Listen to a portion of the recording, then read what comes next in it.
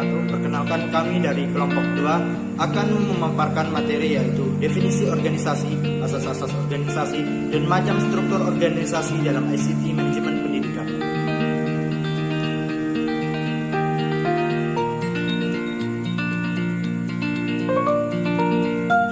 Nah, kami dari kelompok 2 terdiri dari yang pertama yaitu Syahrul Mubin, saya sendiri, NIM 19170001.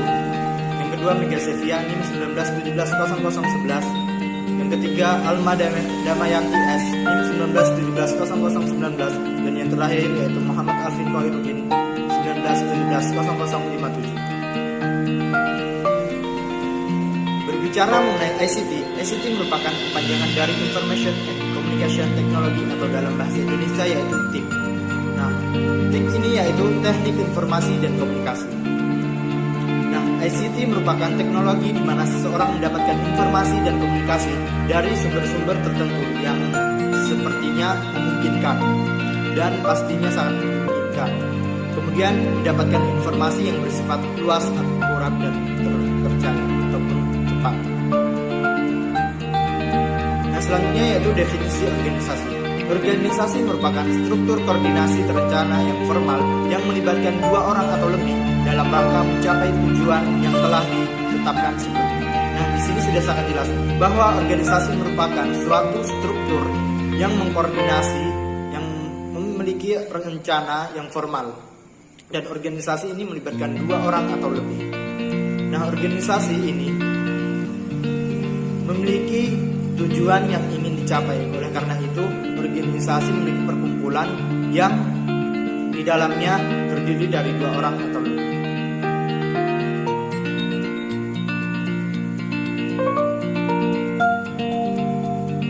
Selanjutnya yaitu sumber daya manusia secara konseptual. Nah, di sini saya akan menjelaskan 3 pengertian atau 3 sumber dari definisi sumber daya manusia secara konseptual. Nah, sumber daya manusia adalah manusia yang bekerja di lingkungan suatu organisasi. Nah, di sini sudah sangat jelas bahwa sumber daya manusia merupakan manusianya itu sendiri yang bekerja dalam lingkup organisasi tersebut atau lembaga. Jadi sumber daya manusia ini adalah orang-orang yang bekerja di dalam organisasi tersebut. Nah, kemudian yang kedua yaitu sumber daya manusia adalah potensi manusia sebagai penggerak organisasi. Nah, di sini juga sudah sangat jelas bahwa sumber daya manusia adalah potensi manusia sebagai penggerak, yaitu manusia di sini sebagai penggerak organisasi untuk mencapai tujuan yang telah ingin dicapai atau yang telah ditentukan. Selanjutnya yaitu sumber daya manusia adalah potensi yang merupakan aset dan fungsi sebagai modal. Modal di sini sangat luas, tapi modal yang dimaksudkan di sini yaitu material dan non finansial di dalam organisasi tersebut. Nah, di sini sudah sangat jelas juga bahwa sumber daya manusia memiliki potensi yang dimana merupakan suatu aset yang berfungsi sebagai modal seperti yang berbentuk material ataupun non finansial. Nah, berbicara mengenai sumber daya manusia dengan organisasi, di sini sangat terikat kuat. Mengapa? Organisasi sangat membutuhkan sumber daya manusia. Tidak hanya sumber daya manusia, tetapi juga organisasi membutuhkan sumber daya yang lainnya seperti sumber daya finansial, sumber daya dan lainnya. Nah, di sini saya akan membahas sumber daya manusia mengapa sangat dibutuhkan terhadap organisasi atau lembaga. Karena sumber daya manusia merupakan penggerak ataupun dia yang bekerja dalam mencapai tujuan organisasi tersebut, yaitu sumber daya manusia ini sebagai pemanage dari organisasi tersebut, mulai dari perencanaan, organizing, actualing, dan controlling. Ini semua dilakukan oleh sumber daya. Assalamualaikum warahmatullahi wabarakatuh. Perkenalkan, nama saya Muhammad Alvin.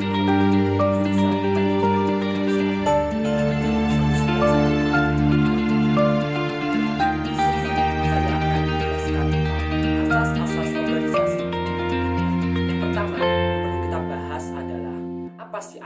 organisasi itu, kemudian apa makna kedepannya itu, asas-asas itu digunakan untuk apa. Nah, yang pertama, di sini saya akan membahas tentang asas-asas organisasi. Asas-asas organisasi merupakan sebagian tuntutan pedoman yang harus dilaksanakan oleh suatu organisasi, anggota organisasi, maupun orang-orang yang ada di dalam organisasi tersebut. Tujuannya untuk apa kita harus berpegang pada asas-asas ini? Menjaga sebuah organisasi perlu dengan adanya asas-asas ini untuk mencapai visi dan misi suatu organisasi. Visi dan misi itu adalah tujuan, maka dari itu kita sebenarnya memiliki organisasi, jenis organisasi, ikut organisasi sangat berpedoman teguh terhadap asas-asas yang telah diaturkan. Dan kemudian suatu organisasi pasti akan berjalan dengan sangat efektif dan efisien. Maka dari itu saya simpulkan apa yang saya jelaskan tadi, bahwasanya asas-asas organisasi adalah merupakan sebagai pedoman. Kalau saya simpulkan apa yang saya jelaskan tadi, bahwasanya asas-asas organisasi adalah merupakan sebagai pedoman yang secara maksimal untuk dilaksanakan agar diperoleh struktur organisasi yang baik dan aktivitas organisasi dapat berjalan dengan efektif dan efisien. Nah, begitu kita sebagai seorang manajer, seorang yang memiliki tekad manajerial, pastikanlah harus mengikuti asas-asas yang telah ditentukan. Kemudian saya akan menjelaskan terkait satu, pembagian kerja. Asas pembagian kerja ini sangat dibutuhkan dalam organisasi, karena di dalam organisasi itu perlu bagian ini apa, bagian ini apa. Secara struktural, organisasi itu perlu ada pembagian kerja. Karena untuk memantau pergerakan dari staf anggota perlu adanya divisi ini, memantau pergerakan dari staf anggota perlu adanya divisi ini, divisi ini, divisi ini. Untuk memantau tersebut perlu pembagian kerja harus dilaksanakan. Setiap posisi harus posisi bagian dokumentasi. Nah, posisi dokumentasi harus juga tepat. Jadi kalau pas pembagian CO ini pasti rumit, nggak ada yang mau. Makanya selalu organisasi paling tidak tahu betul apa bakat minatnya. Organisasi pasti akan langsung menuju gitu. Kalau tidak ada yang mau loh ini, kan biasanya harus musyawarah terlebih dahulu. Kemudian penambahan atau pengurangan pejabat harus didasarkan dari perubahan volume pekerjaan. Nah, inilah suatu perubahan volume pekerjaan. Semua pekerjaannya itu 10 ya. Pekerjaan 10. Nah, sedangkan pimpinannya 5. Berarti setiap pimpinan ini menghandle 2. Kan nggak mungkin. Biasanya kan setiap pimpinan ya setiap bidangnya, setiap bidang aktivitas kerja gitu. Untuk perlu diubah. Ya bisa sebenarnya. Kemudian yang kedua, ini ada rentang kendali. Rentang kendali dalam suatu manajemen itu ada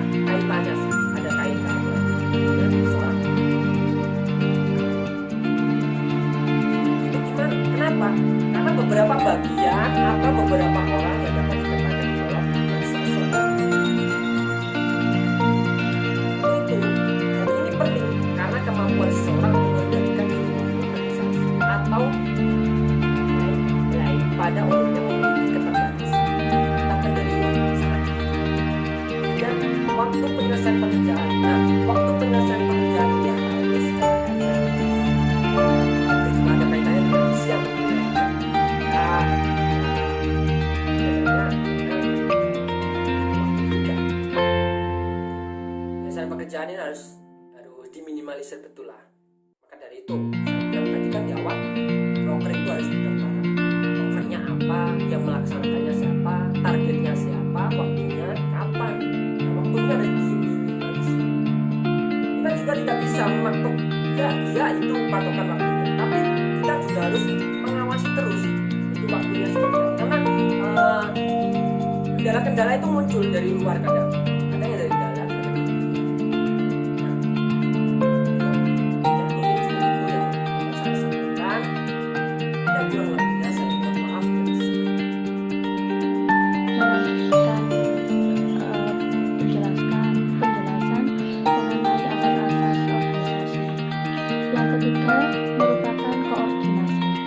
Koordinasi merupakan proses untuk memadukan tujuan dan aktivitas dari unit-unit yang ada, supaya tujuan secara keseluruhan dapat tercapai.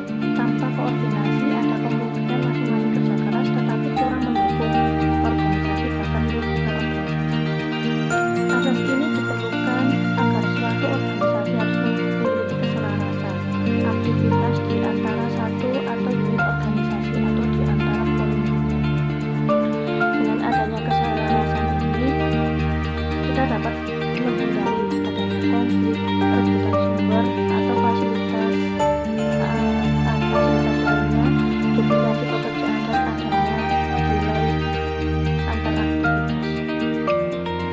Di sini juga saya akan jelaskan mengenai alasan diperlukannya koordinasi. Yang pertama yaitu perbedaan sikap dan pandangan. Pastinya kita ketahui setiap orang mempunyai pandangan atau sikap berbeda-beda untuk mencapai tujuan di dalam suatu organisasi itu. Untuk itu perlunya adanya koordinasi ini merupakan menyatu padukan pikiran-pikiran yang ada dalam seseorang untuk mencari kesimpulan dari masing-masing yang dimiliki pemikiran oleh orang-orang tersebut. Yang kedua yaitu perbedaan orientasi waktu. Bagian produksi cenderung berorientasi jangka operasional dibanding bagian pengembangan produk yang cenderung berorientasi jangka panjang. Yang ketiga, perbedaan hubungan antara manusia. Misalnya di bagian produksi yang cenderung pragmatis dan rutin, proses komunikasi kurang berkembang dengan bagian pemasaran yang sangat pragmatis, cenderung proses komunikasi cenderung berkembang. Yang ketiga yaitu perbedaan formalitas. Pastinya kita ketahui ya, ciri-ciri organisasi yang pada umumnya memiliki metode dan standar yang berbeda-beda untuk mengukur kemajuan atau hasil kerja. Untuk itu kita harus mengukur baik dari segi keuangan, waktu, kualitas, dan ukuran yang tidak jelas. Kemudian yaitu kita akan melanjutkan pembahasan mengenai koordinasi efektif. Untuk mencapai koordinasi efektif ini dalam suatu organisasi pastinya dibutuhkan beberapa pendekatan, yaitu pendekatan teknik manajemen. Pendekatan teknik manajemen ini meliputi hierarki manajerial, rantai perintah yang terbentuk dalam organisasi, mempermudah aliran informasi serta kerjasama antar unit organisasi. Yang kedua, aturan dan prosedur, dan yang ketiga rencana dan sasaran. Tujuannya untuk mengarahkan kegiatan dari setiap unit organisasi. Pendekatan yang kedua yaitu peningkatan potensi koordinasi, meliputi sistem informasi vertikal, hubungan lateral. Informasi vertikal itu proses informasi dari atas ke bawah akan membantu proses koordinasi. Hubungan lateral yaitu hubungan yang langsung bersangkutan, bisa bersangkutan langsung untuk komisi atau divisi. Pendekatan yang ketiga yaitu pengurangan kebutuhan koordinasi. Penyediaan tambahan sumber daya, dan dana merupakan jalan keluar untuk membentuk unit organisasi mengatasi persoalan-persoalan. Yang kedua itu pembentukan unit organisasi mandiri. Kebutuhan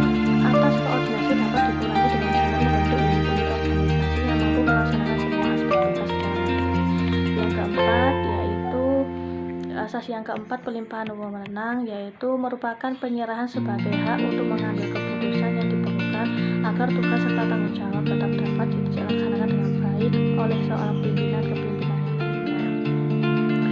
Jadi hal ini dapat terjadi apabila seorang atasan memberi bawahan dalam jumlah yang banyak dan kemampuan yang terbatas, mempunyai bawahan yang relatif besar untuk memberikan beban terbanyak bagi pemimpin.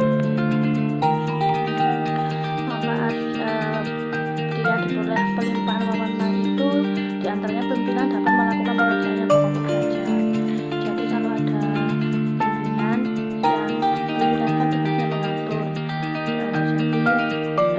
jadi mempunyai anak buah atau mempunyai karyawan itu yang biasanya untuk memberikan pekerjaan yang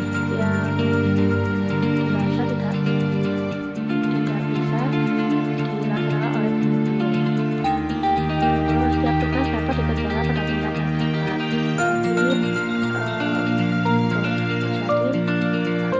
itu bisa tahu kepada karyawan mana saja yang bisa mengerjakan tugasnya sesuai dengan kemampuan masing-masing. Yang ketiga yaitu asas fleksibilitas. Asas ini menyatakan bahwa struktur organisasi hendaknya mudah diubah dan disesuaikan dengan perubahan-perubahan yang terjadi tanpa mengurangi kelancaran aktivitas yang berjalan. Jadi Dapat kita ketahui secara nyata dan jelas bahwasanya di dalam sebuah pendidikan tentu kalian menemukan adanya kepala sekolah, wakil kepala sekolah, dan bagian kurikulum.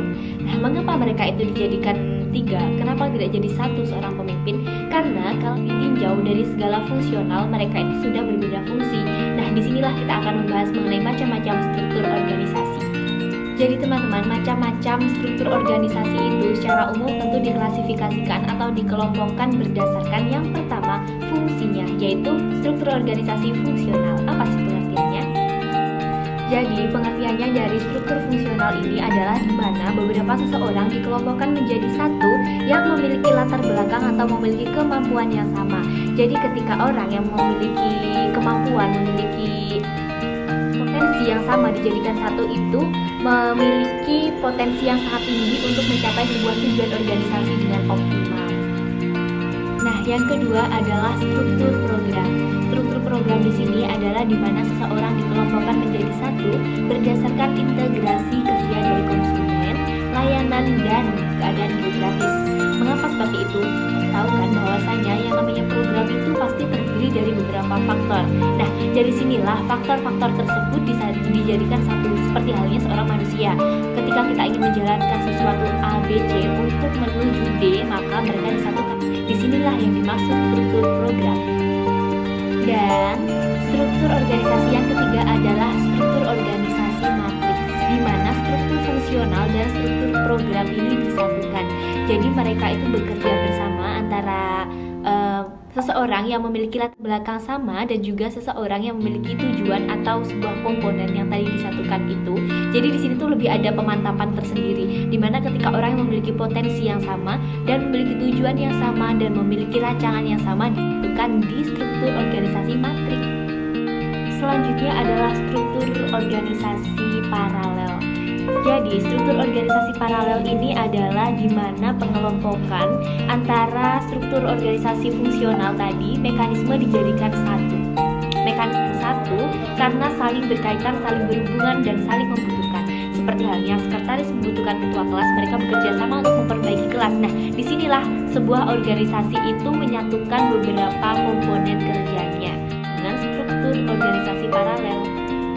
Dan sebagai tambahan bahwasanya di dalam struktur organisasi paralel ini telah saya sebutkan bahwa adanya penyatuan sekretaris itu sebagai contoh. Jadi di dalam struktur organisasi paralel itu dapat disimpulkan bahwa di dalamnya terdapat tim kerja, para ahli, dan juga ada komponen-komponen yang sekiranya memiliki kesamaan.